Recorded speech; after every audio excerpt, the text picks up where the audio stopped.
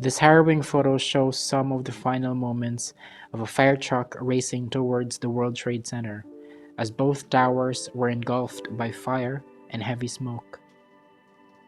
It was captured by Aaron McClamb, who was then 20 years old, from a building across the Brooklyn Bridge. It would be the last sighting of Ladder 118's men as they sped off to save and rescue trapped victims in Lower Manhattan. The six firefighters of Ladder 118 who were aboard the truck were Joseph Agnello, 35 years old, Leon Smith Jr., 48 years old, Peter Anthony Vega, 36 years old, Robert Regan, 45 years old, Scott Matthew Davidson, 33 years old, and Vernon Paul Cherry, 49 years old.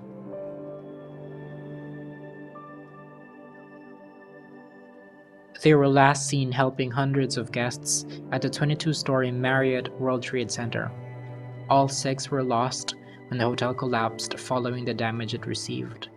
All but one body were recovered several months later. Although this photo shows the truck carrying 6 firefighters, there are 343 firefighters who died during 9/11. As for the photograph of Aaron McClamb, this photo would serve as one of the most famous images of the attacks.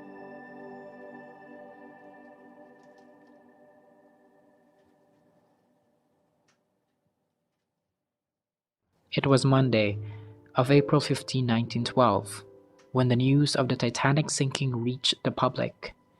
Many publications around the world, such as the New York Times, the London Herald, published a front cover coverage of the tragic sinking.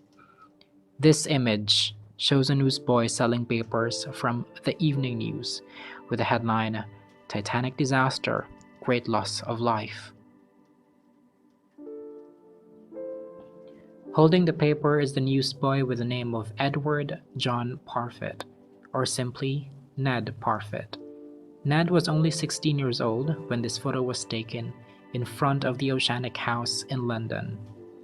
Now, what makes this photo tragic was that Ned died 6 years later when he was serving the British Army in France. He died on the 29th of October 1918, just 2 weeks before the end of World War I. After his death, an officer wrote to one of his brothers describing Ned as, "On many occasions, he accompanied me during severe shelling, and I always placed the greatest confidence in him." Why I find this photo thought-provoking is that it kind of captures the innocence of the young Ned, whilst acting as a newsbreaker of a major maritime disaster. This, combined with Ned's demise at a young age, makes it all the more somber.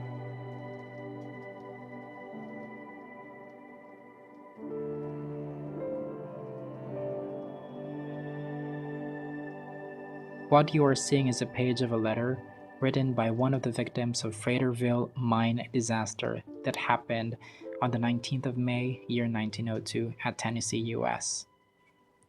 This letter is written by a dying man with the name of Jacob Vowell, one of the 26 men who were trapped underground by barricading themselves in a passage.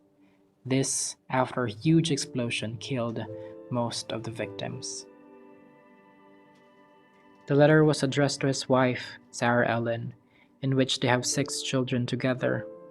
He wrote his last messages on his notebook, and with him, trapped, was his son, Albert Vowell, who was only 14 years old when it happened.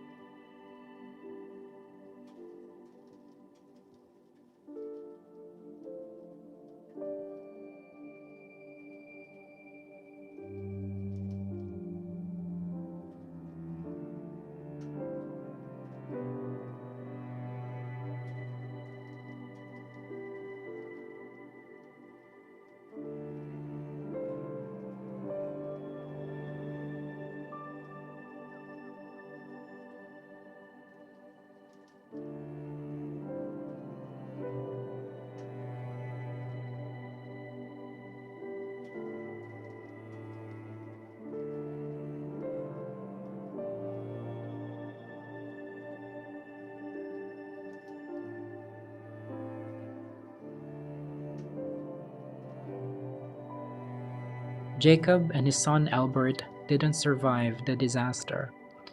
They were among the 216 people who died, making it the worst mining disaster in Tennessee. Although the cause of the explosion was not fully determined, it was likely due to a buildup of methane gas from a nearby mine. As a result of the Freighterville mining disaster, thousands of children were left fatherless, hundreds of women widowed. Currently, there is a monument that contains the names of the 184 miners identified and is erected among the gravestones of those buried at Leech Cemetery.